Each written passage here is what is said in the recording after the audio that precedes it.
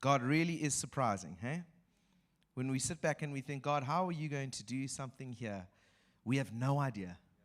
We really have no idea. And what we think he'll do something else. So we are in Daniel chapter 6. And speaking of surprising, we're going to be looking at how lions' mouths got, shut by angels and all the rest. And it's a story that we know well. At least if you went to children's church or you grew up hearing Bible stories, it's one of the many stories that you get told over and over and over again as a child. And it becomes an easy one to recite. You go, oh, well, Daniel was thrown into a lion's den, the lion's mouth got shut, he came out, and everything was great. But there are a bunch of details in this, which I think are very important for us to take note of. And so we're going to familiarize ourselves with the story again. We're going to read through Daniel chapter 6. It's not a very long chapter. And then we're going to dive in and see what it is God wants us to know. So, it pleased Darius. This is now King Darius, the one who is in charge at the moment. After Nebuchadnezzar, thank you, mother of my 2 children.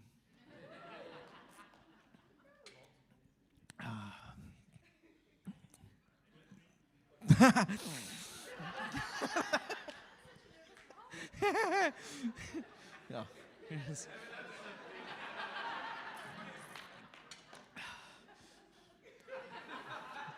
Okay, so it pleased Darius to appoint 120 satraps to rule throughout the kingdom. These were like provincial overseers with 3 administrators over them, one of whom was Daniel. The satraps were made accountable to them so that the king might not suffer loss. Now Daniel so distinguished himself among the administrators and the satraps by his exceptional qualities that the king planned to set him over the whole kingdom. What an honor, right? To be so good at your job that the king basically looks at you and goes, you can just handle all of them.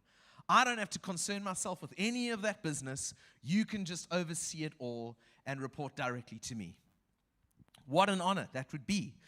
But at this, the administrators and the satraps tried to find grounds for charges against Daniel in his conduct of government affairs, but they were unable to do so. Why would they try to charge Daniel with something? Why do you think they'd want to do this? Jealousy, among many other things, but jealousy being one of them. And what we'll see is that this story is not only one of seeing what God does extraordinarily through quite dire circumstances, but that the story of Daniel is also one of manipulation and what happens when you make decisions out of ego and the consequences of that. So, because of jealousy and probably a whole bunch of other emotions that they were feeling, they tried to charge Daniel, to find grounds for charges against Daniel in his conduct of government affairs, but they were unable to do so. They could find no corruption in him because he was trustworthy and neither corrupt nor negligent. Finally, these men said, we will never find any basis for charges against this man, Daniel, unless it has something to do with the law of his God. This guy is just too good at what he does. He's too diligent. He's too honorable. He was too honorable for them. They didn't like it. Dishonorable people don't like honorable people. We will never find any basis for charges against this man, Daniel, unless it has something to do with the law of his God. So these administrators and satraps went as a group to the king. Not just one. They didn't send a representative. You go as a group.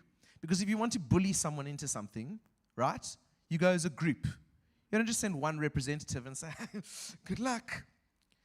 You go as a whole group if you want to get your way. So they went as a group to the king and said, may King Darius live forever. May King Darius live forever. Oh, you're so wonderful, King. You're so amazing. You're so incredible.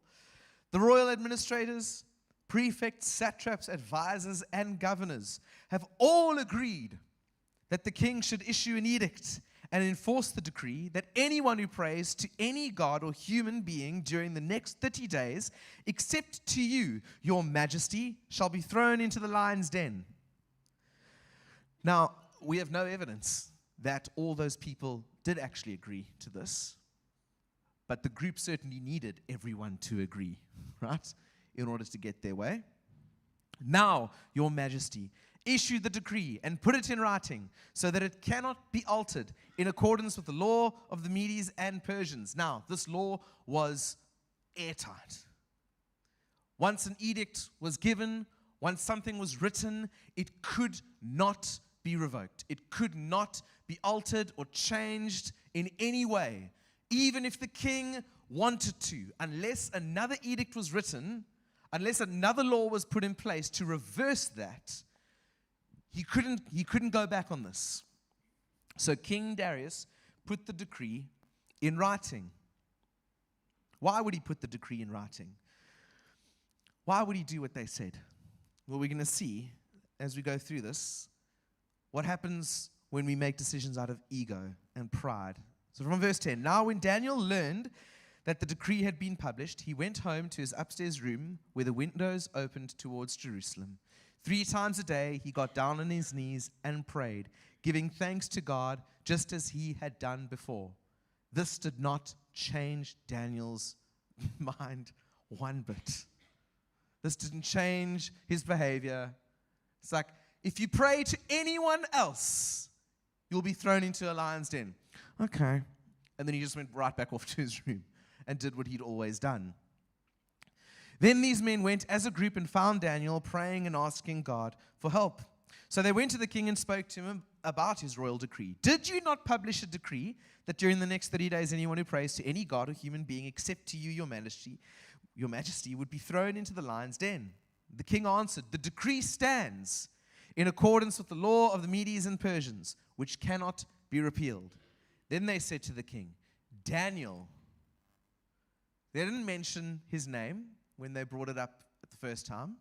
Now they said, Daniel, one of your main administrators, the one you want to put in charge of everything, Daniel, who is one of the exiles from Judah, pays no attention to you, your majesty, or to the decree you put in writing. He still prays 3 times a day. When the king heard this, he was greatly distressed. He was determined to rescue Daniel and made every effort until sundown to save him. Then the men went as a group to King Darius and said to him, remember, your majesty, that according to the law of the Medes and the Persians, no decree or edict that the king issues can be changed. Remember what you said, sir? Remember what you said? Basically, remember what we got you to do. So the king gave the order, and they brought Daniel and threw him into the lion's den. The king said to Daniel, may your God, whom you serve continually, rescue you. See, the king was under no illusion that Daniel prayed 3 times a day. He knew.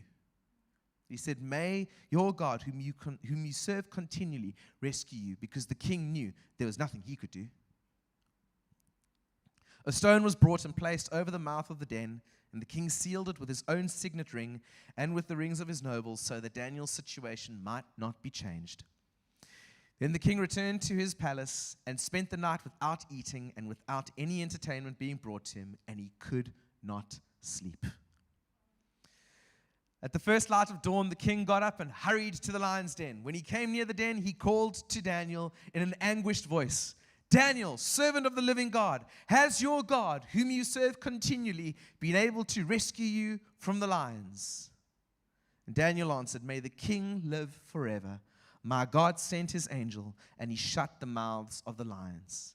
They have not hurt me, because I was found innocent in his sight, nor have I ever done any wrong before you, your majesty. The king was overjoyed and gave orders to lift Daniel out of the den. And when Daniel was lifted from the den, no wound was found in him, because he had trusted in his God. Amen? And at the king's command, the men who had falsely accused Daniel were brought in and thrown into the lion's den, along with their wives and children. And before they reached the floor of the den, the lions overpowered them and crushed all their bones. Then King Darius wrote to all the nations and peoples of every language in all the earth, may you prosper greatly. I issue a decree that in every part of my kingdom, people must fear and reverence the God of Daniel. For he is the living God. He endures forever. His kingdom will not be destroyed. His dominion will never end. He rescues and he saves. He performs signs and wonders in the heavens and on the earth. He has rescued Daniel from the power of the lions. So Daniel prospered during the reign of Darius and the reign of Cyrus the Persian. And that is the end of that story. Now, as I said a little while ago, that this is not just a chapter of seeing how God moves mightily, but it is also a reminder to us of the power of manipulation and ego. Darius is manipulated into making a new rule. It was like mob injustice, you know. Group comes, very nice and praising the king. You know what, king? You are so amazing. You are so wonderful that you should issue a decree that anyone who worships anyone other than you should be thrown into the lion's den. They did not mention Daniel's name. They mentioned no intention. It was just ego boost after ego boost after ego boost until eventually Darius, who is not a believer, as we can see, it was a pagan society, but it was also very much a polytheistic society. So many gods, many different beliefs and all of this. Very humanistic as well. And so Darius, who is a king with a godlike status, right? That's what they're saying essentially. No one should worship anything or any human being other than you, king. So this king with a godlike status goes, you're right. You're right. That feels good. I like my ego to be stroked. And so, through scheming and conniving ways and using bullying tactics, Darius is manipulated into making this. But as we see at the end of the story, those who do evil will receive the penalty. So, if we go through this, one of the things that we realize about this is that Daniel at this point is an administrator, right, over all of these satraps. Now, we know at the beginning of the series, we looked at Daniel and how Daniel was chosen and selected to be brought up in the government and learn and grow in stature in government and among all the people. And so to get to this point as being an administrator, and not just an administrator, but a very good one, so that the king wants to put you in charge of everything else, essentially second in charge to King Darius. Daniel was not a young man. Daniel was in service to the king for a very long time. They estimate that Daniel was in his early 80s when all of this happened. Now that might be neither here nor there for you, but I know that growing up, I didn't know that he was in his early 80s. All the little storybooks, you know, just to have a little cartoon Daniel there, not exactly gray hairs and withered body. And so I go, well, Daniel could have been any age thrown into the lion's den. It doesn't really matter. But what this shows us, remember when Jesus said to his disciples, in this world you will have trouble, but take heart, for I've overcome the world. Jesus gives no condition to that in terms of an ending for that trouble. And here, Daniel, in his early 80s, is still facing trouble, is thrown into the lion's den. Daniel was not some young guy, fit as a fiddle, ready to fight some lions. He was in his early 80s, having served the king faithfully for decades. In this world, you will have trouble until the very end. Until the very end. When Jesus said this to his disciples, he didn't say to them, in this world you will have trouble until this age. In this world you will have trouble until you've served for so many years. And then you will be free to just live a trial-free life. In this world you will have trouble until you reach a certain level of maturity. and then you will live a trouble-free life. In this world, you will have trouble. Essentially, the only condition here is in this world. That until such a time as we are in the next life with Jesus in heaven, you will have trouble in this world. While you are alive on this earth, you will endure many trials, sufferings, and persecutions as a Christian. And you would be forgiven? I certainly hope when we read the story of Daniel and we look at everything that he's faced and we look at how faithful he was in service, and we be going, God, surely by the age of 80-something, you would look upon Daniel and go, shame. I think I'm going to protect him from this persecution as well. But he didn't. He didn't. Now, does that make God a horrible being? No. What is our ultimate purpose in life? What is our ultimate purpose in life? To build wealth here? No. Is our ultimate purpose to get married and have kids? No. Is our ultimate purpose to climb the corporate ladder and get that job that you so desire? No. Is the ultimate purpose to travel and do this and that? No. Our ultimate purpose on this earth is that our lives would point to Jesus and that we give God glory. That is our ultimate purpose. We exist for the glory of God. That is why we exist. That in everything, God would be glorified. Whether you eat or drink or whatever you do, do it for the glory of God. Would it not make sense then that trials, sufferings, and persecution are ideal opportunities for God to be glorified? They're ideal opportunities for God to be glorified.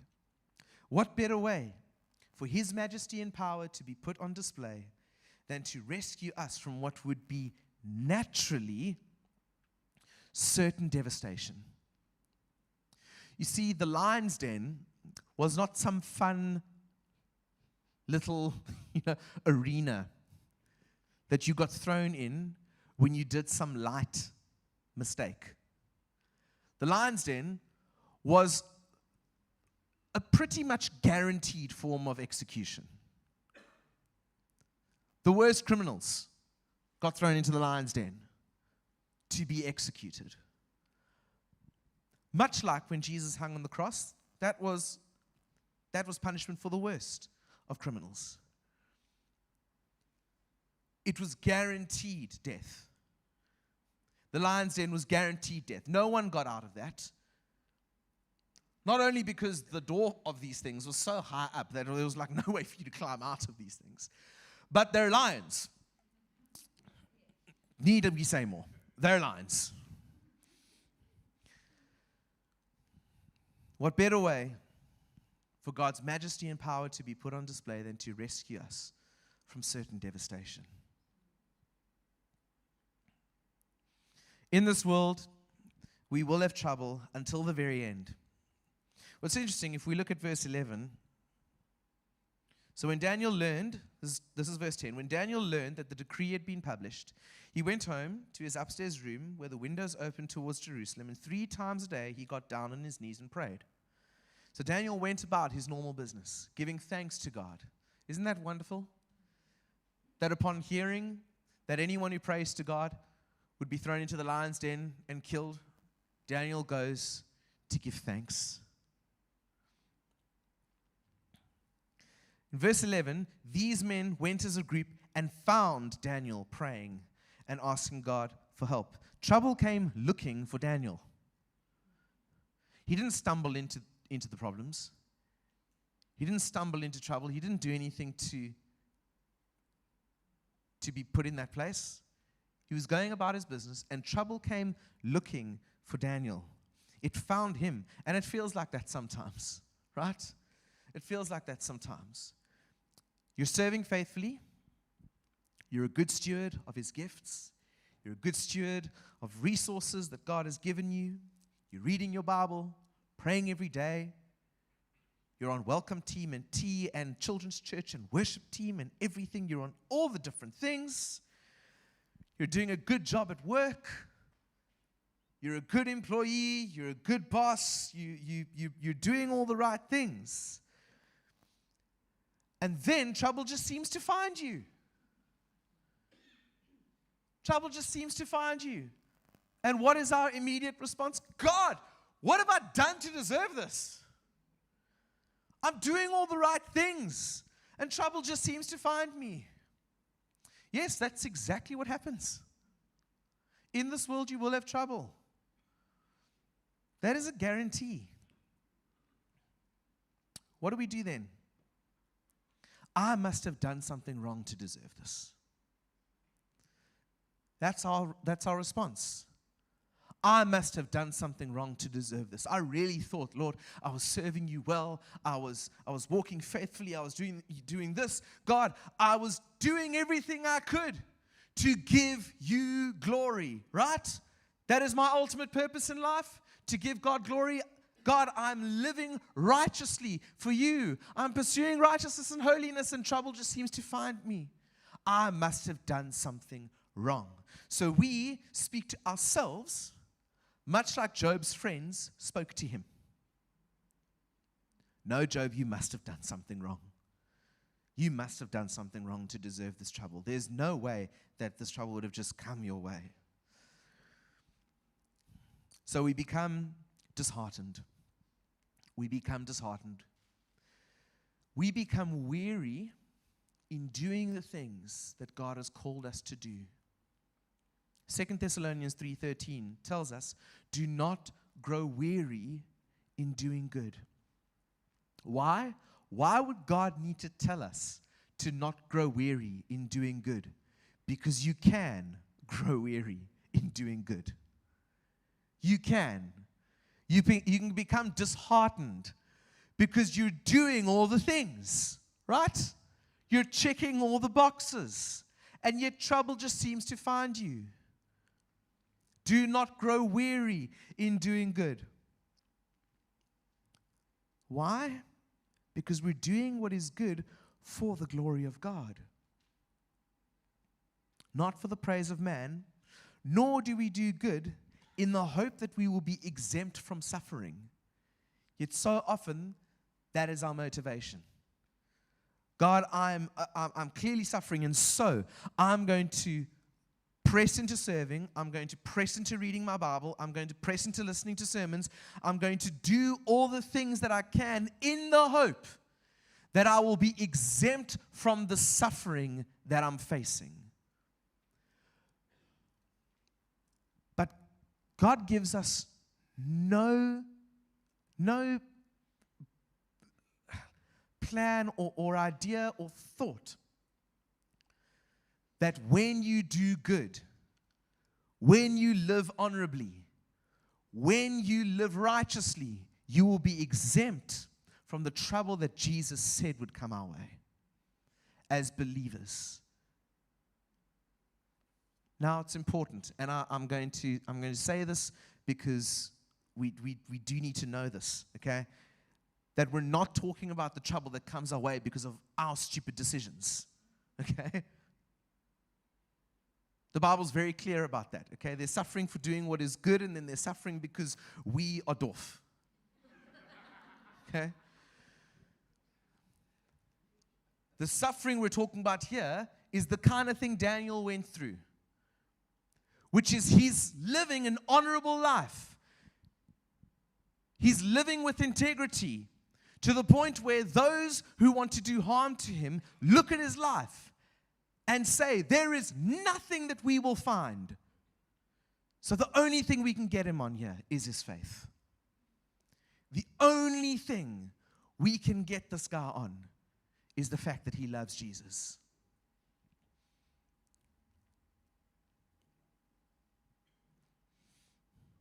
Never underestimate the unscrupulous nature of those who hate God.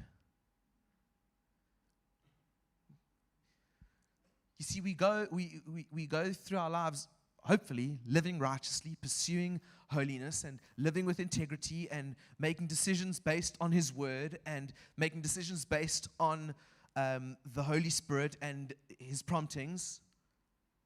And yet, people still want to do wrong by us, and we go, but God, how could they? How could they want to hurt me when I'm just living for you? I'm minding my own business. Never underestimate the unscrupulous nature of those who hate God. That's all it was here for these satraps. They hated God. They hated Daniel because Daniel loved God. Because Daniel loved God, he was a good worker. Because Daniel loved God, he lived with integrity. And so those who have no integrity sought to bring him down. The one who walks in integrity and righteousness will always be a threat to those who rely on their evil ways to get what they want.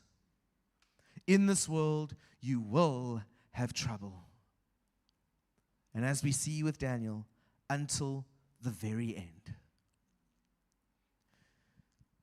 My question to you this morning is, when we look at the life of Daniel, Daniel did not partake in all the riches and everything that would come with this position, not the choice foods and all of this kind of stuff. And even though he lived with such integrity, he suffered along the way.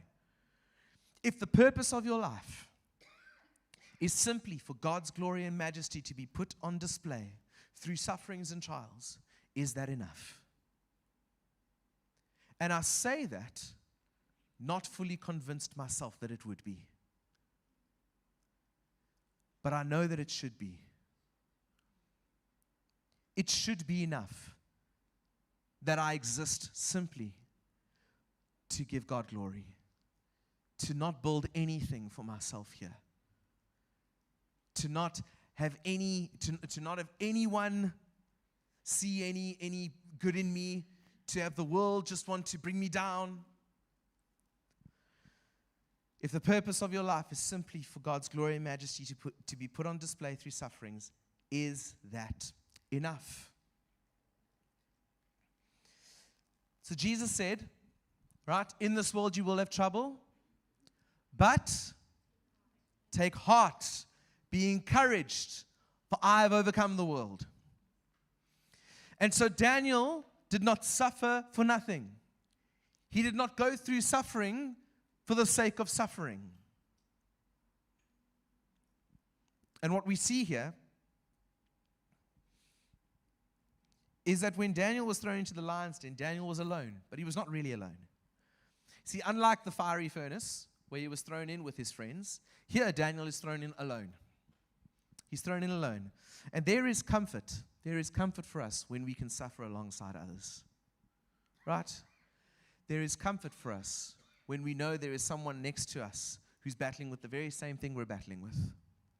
There's a comfort that comes, and there is a comfort that Daniel would not have had. Because Daniel alone was being targeted. Daniel alone was being targeted by these people who just wanted to see him dead. Daniel was thrown into the lion's den alone. There is something comforting when we can suffer alongside others. Daniel has no option. Daniel is alone. I say alone because we know he wasn't alone, but he was alone. And so he has no option but to rely on God to intervene and rescue him. Daniel didn't have anyone in the lion's den with him who can distract the lions while he tries to get out, you know. Daniel's alone. But Daniel was not truly alone. Something important for us to note here. Why do you think Daniel had no anxiety around the whole situation? King Darius issues an edict saying that if you pray to God, if you pray to anyone else except for me, you will be thrown into the lion's den. And the first thing Daniel does is he goes up to his room and he continues praying 3 times a day with open windows pointed towards Jerusalem, giving thanks to God like he always would. Daniel is clearly not anxious. He's clearly not worried. Daniel didn't try and skip town. Daniel didn't take a long leave of absence, in the hope that, well, maybe if I can hide away, no one will come and find me.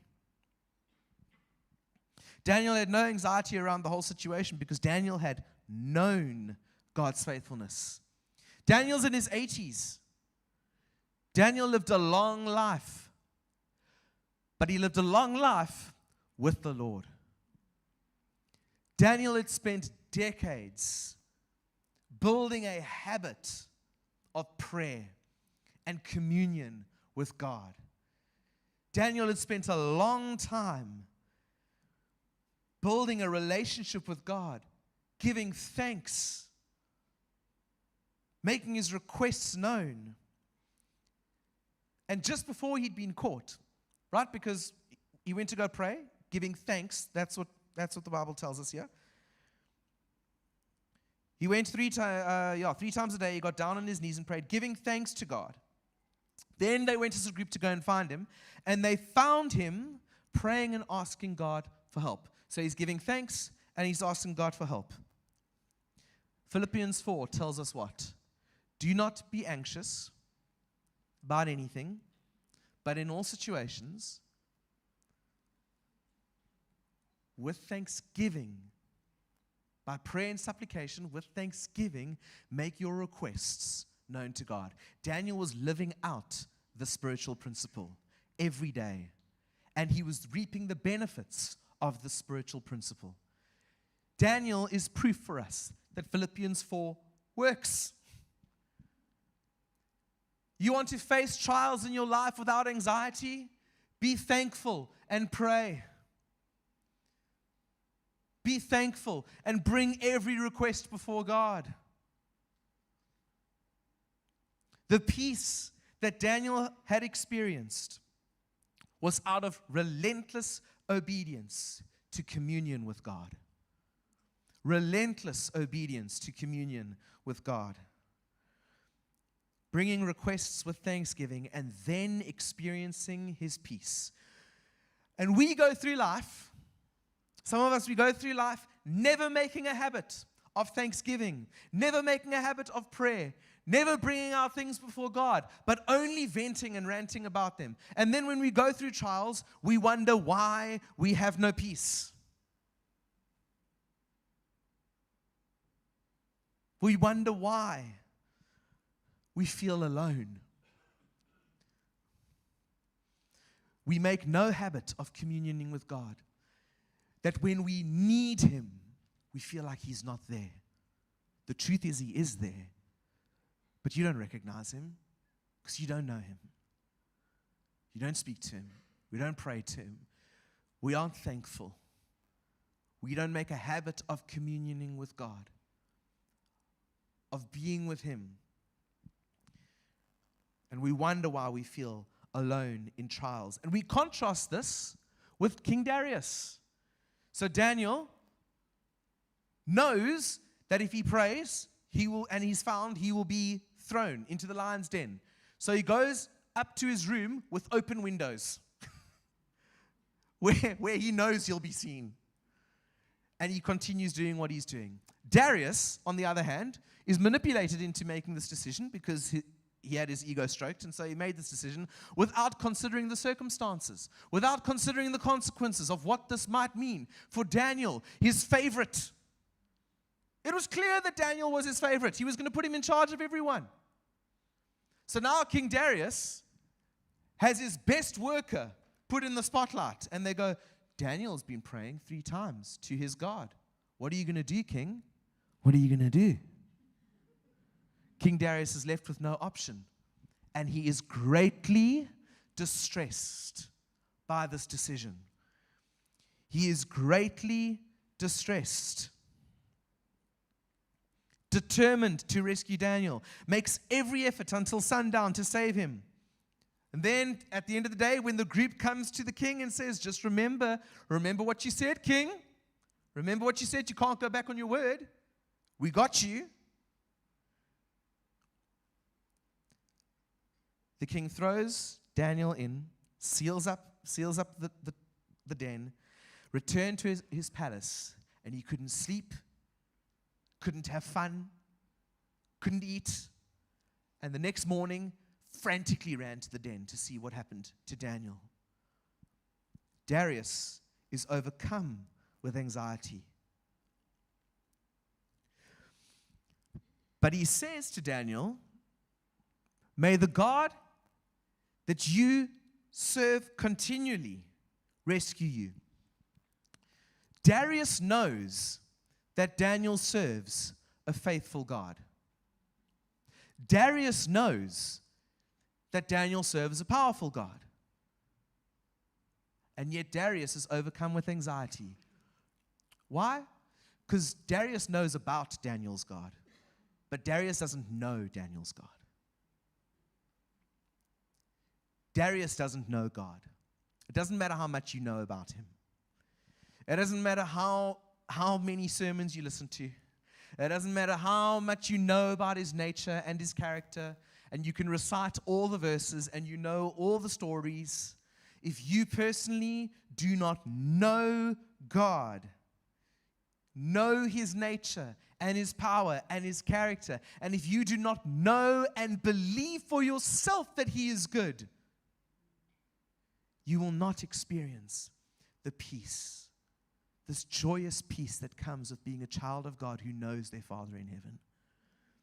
You see, Darius knew about God, but didn't know God. And so he was still gripped with all the anxiety. Why? Because this is Daniel's God. So this is a God that will rescue Daniel. But Darius put no trust in this God. So Darius has no peace in knowing about this God.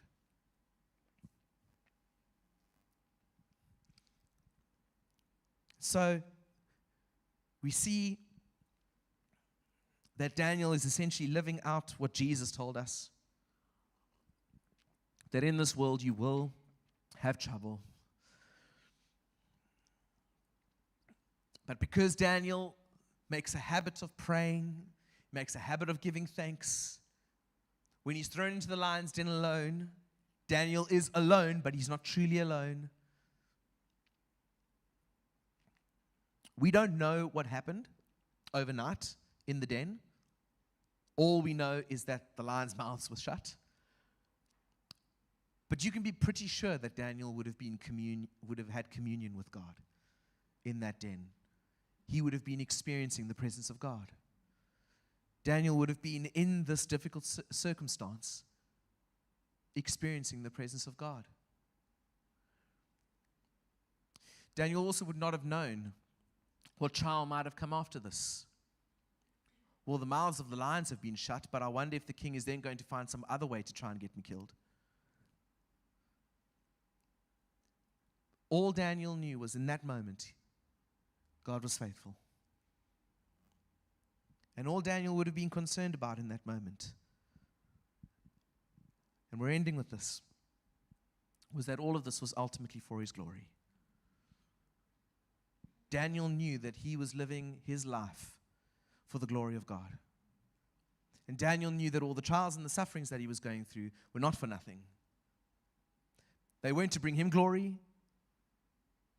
They were to bring God glory. And at the very end, after Darius finds Daniel, he says, "Daniel, servant of the living God, has your God, whom you serve continually, been able to rescue you from the lions?" And Daniel answered, "May the king live forever. My God sent his angel, and he shut the mouths of the lions. They have not hurt me, because I was found innocent in his sight, nor have I done any wrong before you, your majesty." And the king was overjoyed. The king was overjoyed. Isn't that interesting? Doesn't know God, doesn't believe in God, overjoyed. And then Darius writes to the people, verse 26 and 27, "I issue a decree that in every part of my kingdom, people must fear and reverence the God of Daniel. For he is the living God, and he endures forever. His kingdom will not be destroyed. His dominion will never end. He rescues and he saves. He performs signs and wonders in the heavens and on the earth. He has rescued Daniel from the power of the lions. To God be the glory.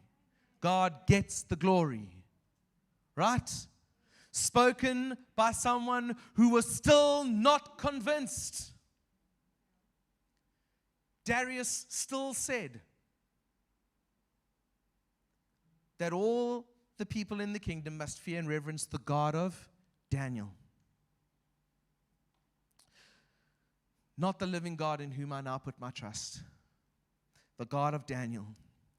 Daniel proclaims God's nature and power to all nations, issuing a decree that he must be feared. And yet Darius himself doesn't truly believe or understand. That's fascinating to me. Darius, how much more evidence do you need? This is a wonderful example again, how some people just don't get it. No matter how much evidence points to God's glory. God will be glorified, even if people are ignorant in doing so. God will be glorified. God's glory and majesty is not dependent on man's ability to understand it. God's glory and his majesty is not dependent on our ability to understand. Darius didn't get it. I feel sorry for Darius. I feel sorry for him. Because he's really losing out here. He just saw an incredible, mighty work at play. Declares the glory of God, and yet he himself still does not put his trust in God.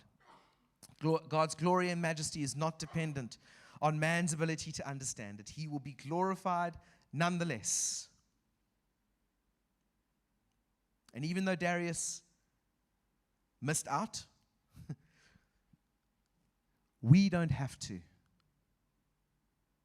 We don't have to.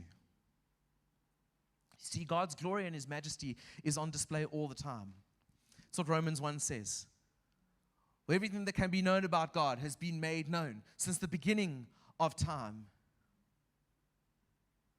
Namely, his incredible power, his invisible power, his attributes, all the things about God, his majesty, his power, his wonder, his glory, has been made known from the very beginning.